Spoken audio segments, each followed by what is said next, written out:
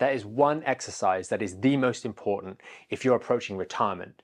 Mastering this movement is essential, and in today's video we're going to be talking about what it is and how you can do it safely. If you're new here, welcome. My name is Michael Fatika. I'm the lead osteopath and back specialist here at Back in Shape Cheltenham, and today we're going to be breaking down this exercise and telling you how you can get started safely. This movement is also called the squat. Why is it important? Because whether you're getting out of a chair, off the toilet seat, getting in and out of the car, or on one leg going up a staircase or up a curb or a step while you're out and about, you are going to be using the strength, balance and coordination that is required to do an effective squat. But too many people, as they get older, lose this ability through lack of practice, lack of attention and lack of skill. And as a result, it increases risk of things like knee pain, lower back pain, and unfortunately, especially over the age of 65, falls and the negative consequences that can come from a hip fracture, which is the result. With a little instruction and guidance, you'll be able to master this movement at home, get it right first, and then start incorporating it into a daily practice so that you can build strength, stability, balance, and an overall protective layer for your body so that as you go through retirement and beyond, you're going to be strong, fit and able to play with the grandkids on the floor, pick up the shopping, potter around in the garden, go out and do the myriad of different things you want to do at a time of life when you have more free time. You want to keep that mobility. So this one is really for you.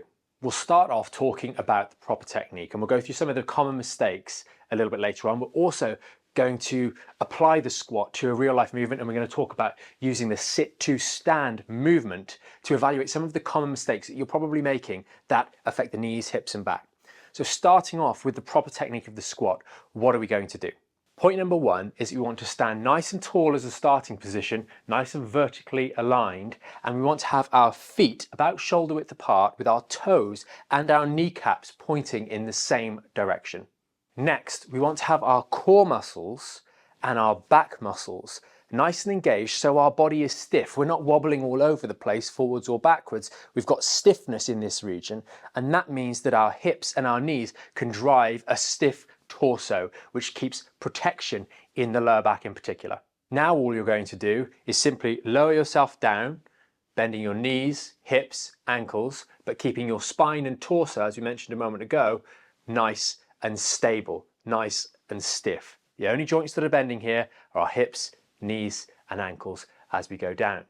Looking at it from the side, as we go down, we go to a comfortable depth where we feel like we still have balance, we're not toppling one way or the other, our knees aren't moving inside or outside, and we could really hold this position for a moment and then come back up. So just to put it all together, feet shoulder width apart, knees facing forwards.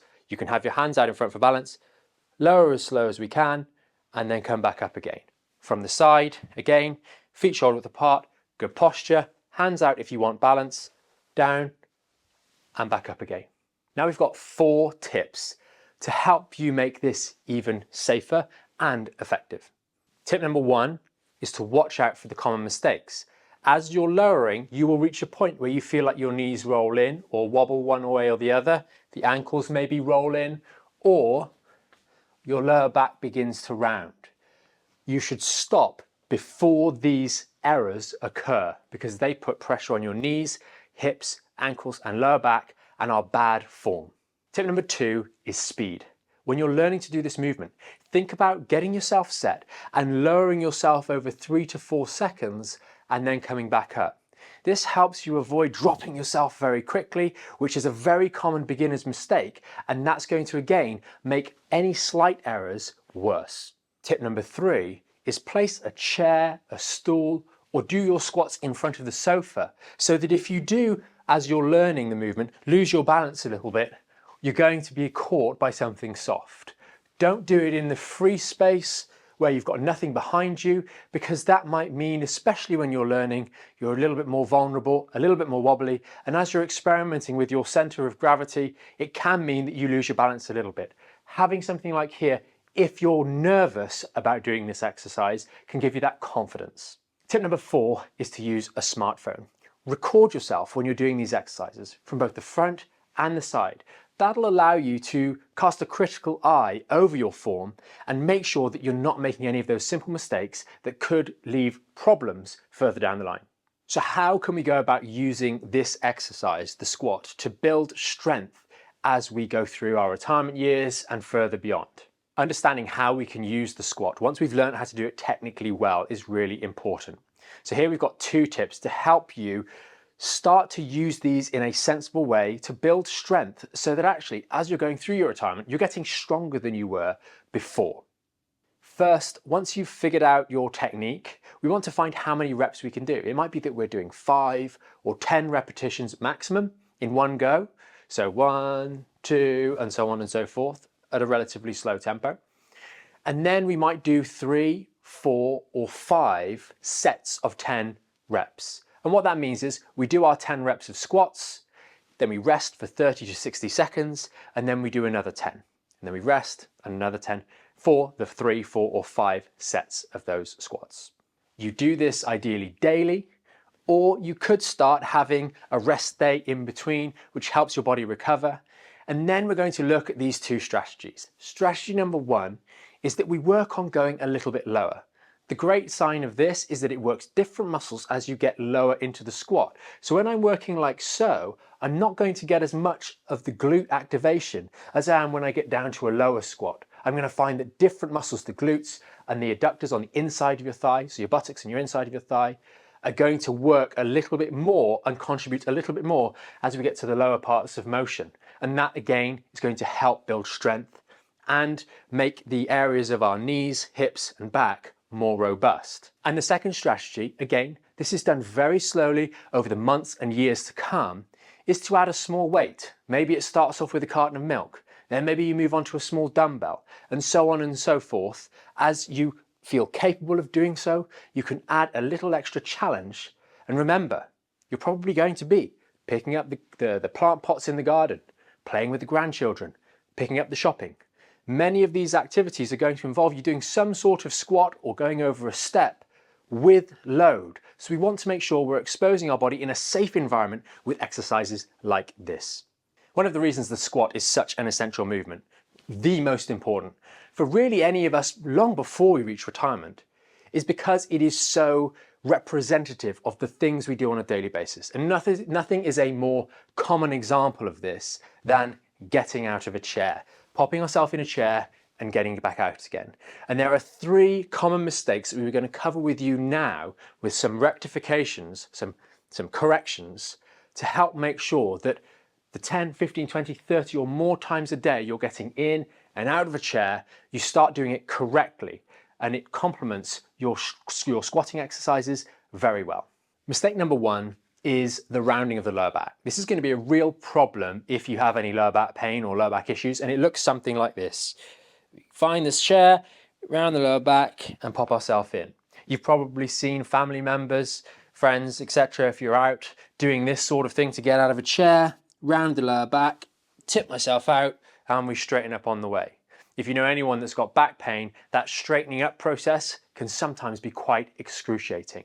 And there's reasons for that, which we cover in other videos on the channel, which you can check out in the description below, or there'll be a link somewhere around this video as well. So instead of tipping ourselves out with a rounded lower back, what we're going to do is after we've been relaxed, we're going to shimmy towards the edge of the chair. In this position, we're going to engage our core, pop our chest out so we've got nice, good, upright posture. We're going to get our feet and we're going to shimmy them back a little bit more underneath our knees so we've got a little bit more balance. And then as we tip ourselves forwards from the hips, not rounding the lower back, we can simply drive straight up like so. The same is true as we go to sit back down. We simply use our thigh muscles and our buttock muscles to slowly come down to the height of the chair, and then we can readjust for comfort. Hopefully, if you've started to work on your squats, you've discovered that maybe you can't go as low as the chair. For example, if you can only go well to here, we've got quite a gap before the chair, which brings us to mistake number 2, where people go as low as they can, check for the landing zone, and drop themselves back in. Now again, as we get older, if we've got any lower back issues or sciatica, this can make it a lot worse because every time you sit down, you're doing so with a thud, and that impact goes straight through the lower part of your lumbar spine. Long and short of it here is we need to strengthen our body. And we can make some short-term adaptations, and these are going to be vital, but they're not fixing the problem. The adaptation would be to put a small cushion here or a slightly larger cushion here so that your current level of squatting ability is matched as best as possible with the height of the chair. So that when you've got a chair, maybe we use the arms a little bit as well, we can actually sit on a cushion rather than having to squat all the way down and drop ourselves into the chair.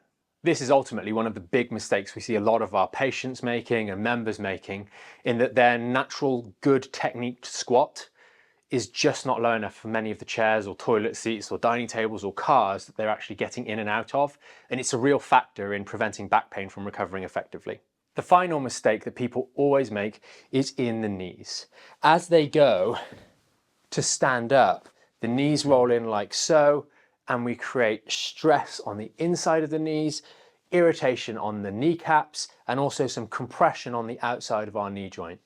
It's generally going to be a result of, firstly, a lack of awareness of what's happening down there, but secondly, weakness in these buttock muscles.